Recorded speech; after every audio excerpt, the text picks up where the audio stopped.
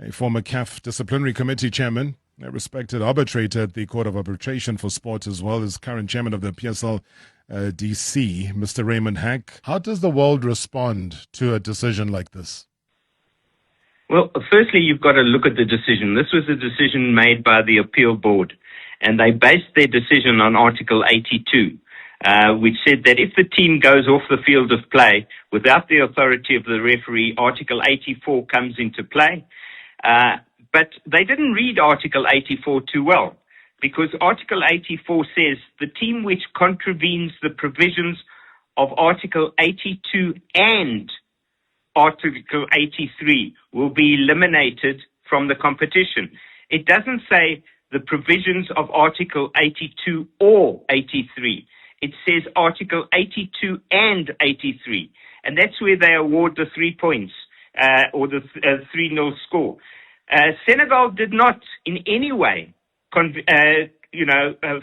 anything wrong as far as Article 83 is concerned. But the point that they are all missing is the referee's decision in terms of Article 6 of the CAF disciplinary code is final. So when is final? If you look in terms of the IFAB rules, whether it be 5.2, which talks about the referee, the game is finished when the referee blows the whistle for it being finished. What happened in this particular game is that a penalty was awarded to Morocco in the last minute of the game. The Senegalese players protested and they walked off the field. They shouldn't have walked off the field. There's no dispute as far as that is concerned. The referee did not blow for the end of the game. The Moroccan players did not go up to the referee and say to him, listen, in terms of Article 82, they've walked off the field. We are now the champions. Blow your whistle. He didn't do that. He allowed the team to come on. They took a penalty, Morocco. They missed the penalty. They then go into the extra time playoff. At no stage did they go to the referee and say, okay, we will take the penalty. We will go into extra time if need be under protest. Had they said that we are going under protest, then you can deal with it, that the referee may have not done the correct decision or something like that. But that was never done. They allowed the game to be finished. The referee blew the whistle and Senegal won the game. That is the end of the story. That is where it should have ended. The disciplinary committee, in my view, gave the right decision. The fact that the appeal board can now turn around and say, no, we're invoking Article 84. Well, you must read Article 84. The difference between and or is very, very big.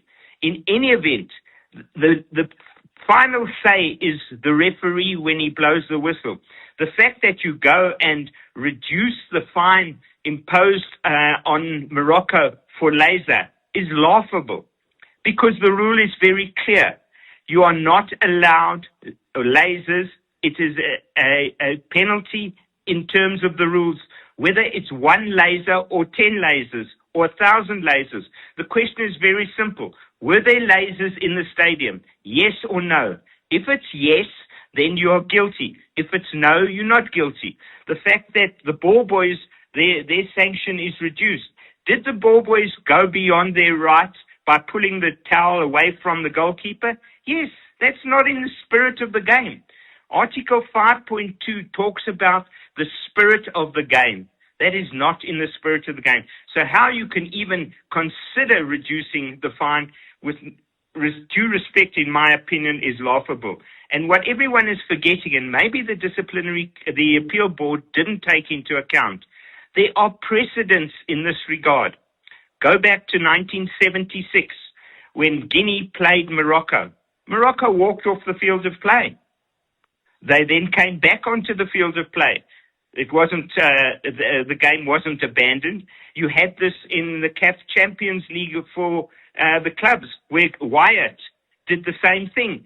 And the Court of Arbitration ruled the referee's decision is final, irrespective of what the rules say. If the referee says the game is finished, he blows his whistle, that's the end of the story. But what they are all forgetting is the damage that has been done to African football's reputation as a result of this hullabaloo or circus, as people are referring it to at the moment. Now it's been reduced to an absolute laughingstock. Why?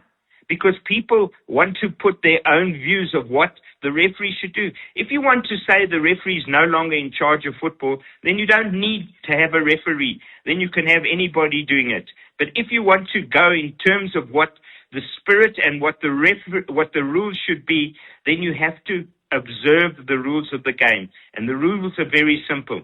The referee is the only person in charge of the game on the field.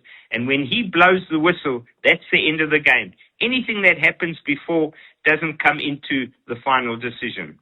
I think that is loud and clear.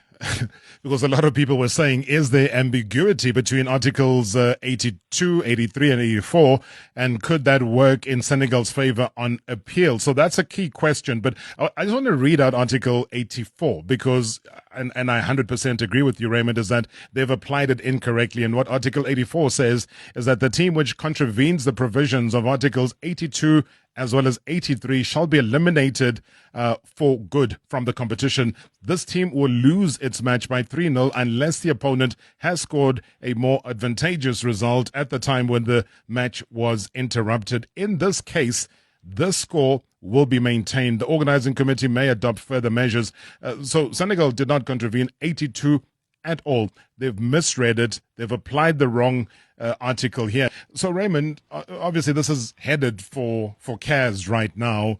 What do you think is going to happen here? Well, firstly, if anybody thinks that this matter is going to be heard by CAS in the next couple of weeks, it's not going to happen. It will probably happen maybe within 6 months. So the cloud still hangs over Africa for the next 6 months because there's no urgency in the matter, number one, because the game is finished. There's no African Cup of Nations in the next few weeks. The players have received the prize money, presumably. They've received their medals. So it's just a question of what's got to happen. But as far as CAS is concerned, what would now happen is Senegal will file a request for arbitration. CAF will be required to respond to that. A deposit will have to be paid in. It will then be given to the administration to determine who the arbitrators would be. Each team has, or each body has the right to choose an arbitrator. If they can't come to an agreement, CAF will choose the arbitrator. It'll probably be a 3-man panel. As to when this will happen, in my opinion, certainly not in the next 6 months. Jeez, that's a long time, Raymond. Well, that's how long CAS matters are taken. It's not as if, there's an urgency in the matter, because there is no urgency. The game is finished. The award has been made. The players have got their medals. This was an appeal that was a decision that was overturned by a CAF appeal body against a CAF disciplinary body. The other question I ask is, are you now saying that the people who sit on your disciplinary committee don't have sufficient knowledge to make it? Otherwise, why would you take it on appeal? Morocco have got their reasons for going forward. It's the same way as you're never going to get two lawyers to agree on the same thing. They always have a difference of opinion. That's what makes it interesting. But what everyone is forgetting is the image damage that has been done to CAF as a result of this. Surely if you're going to go on appeal, it should have been done straight away after the decision of the disciplinary came out. You can't tell me that everybody is so busy that they can't get an appeal body to sit in adequate time. The time period is just too much. And, it really pains me that the image of football has been destroyed again. Raymond, maybe just a very honest final question from me is that if you were still an arbitrator at the Court of Arbitration for Sport, what would your decision be given the facts that you have in front of you? If I was dealing with it, my decision would be very clear. The referee is the only person who can bring the game to an end. He brought the game to an end at the end of the extra time, and the winner at the end of extra time was Senegal. So Senegal remain champions? Yes. Robert Marawa, live on 947.